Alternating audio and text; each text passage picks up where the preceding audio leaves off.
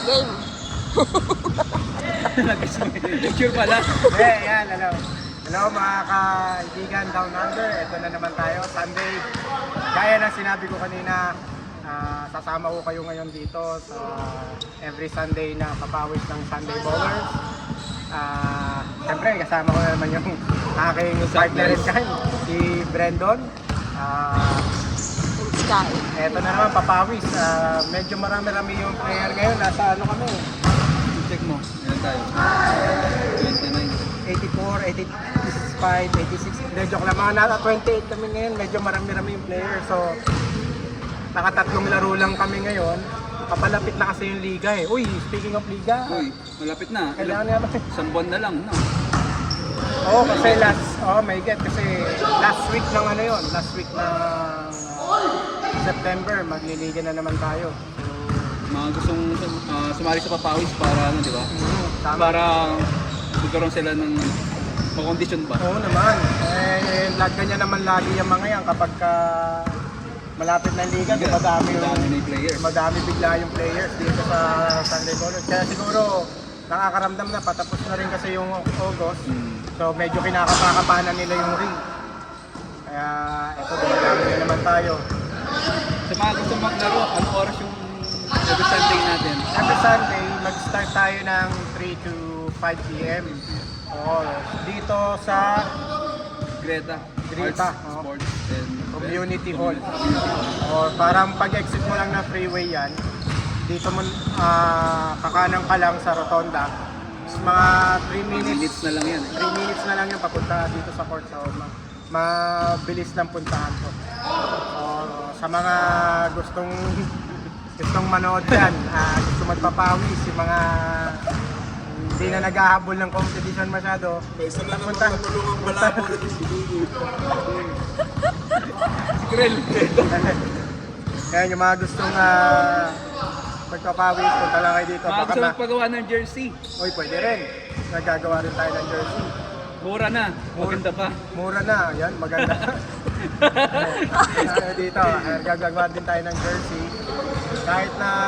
Ang lila ba yan, ha? Hindi nasisiraan tayo. Hindi Ang lila ba? Pagka nalabahan mo, humahaba pa. Yung iba, di ba, umikot? Okay, advice namin sa inyo, mag-order kayo ng small. Small lang. Kung large kayo, small paglaba muna kayo kayo. ng laba, nagiging medium, Oo. nagiging large. Sa mga pang 10 laba, sakto na sa inyo yan. O na crop top, Yan. tapos bababa sa pusod. Sabi mo magkano? Magkano yung mga Yung reversible. price range? Oo, yung reversible jersey natin nasa 45 yan. Kapag kasama yung shorts, merong 50, 55. Pero kapag yung hindi siya reversible pero may shorts, 45. Palaging may kasamang pocket yun. May bulsa yung unlimited layout yun kung hanggat sa hindi nyo nagugustuhan Magkano? yung 45, di ba? 45. At nananawagan po kami sa lahat ng mga gusto mag-sponsor dyan. Yun ang pinakamaganda. Kasi nga, wala na po Hindi, kami. alam mo ba meron ng Meron na? sponsor? Ayun, ang maganda. May mga nag-sponsor. Hindi man tayo nawawala ng ng mga Sponsor, no? sponsor. Yung sa jersey natin, mayroon na mag-sponsor yan. Yung 45 na panggawa jersey, dali natin sa pagkain na lang sana. Yun, oo. Baka naman. Sabi mo? Wala. Hindi ko naintindihan eh. Cut yun. Yan. Pero yun lang. Kung hindi man kayo naglalaro, punta lang kayo dito kasi itong liga na to para sa mga Pilipino talaga. Wala masyadong pagalingan dito, papawis lang, enjoy lang. Punta na kayo dito. Pwede nyo makilala yung ibang mga Pinoy. Follow niyo yung page ng Sunday Bowlers, saka yung page ng idol ko, si Kaibigan Down Under. Yan, kaibigan daw natin. Iba first time ko kasi ito eh, kaya Baka naman.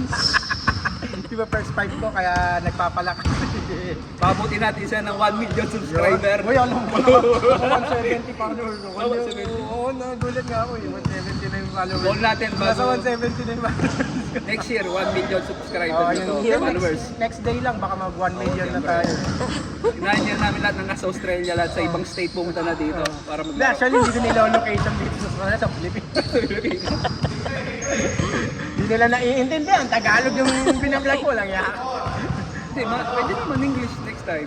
Sometimes, yes. Yes. Oh, shoot. And as a matter of fact, Yeah. It's the Bastard fact na. that matters. ayun lang mga kaibigan na ito, papakita ko sa inyo habang last game na kasi ito eh.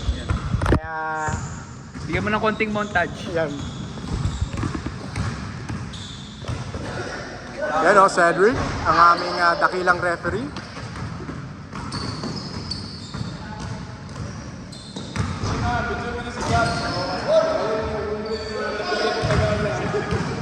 Ayan o, guys, nakakatakbo na siya ngayon, no? Tsaka nakakatayo na siya.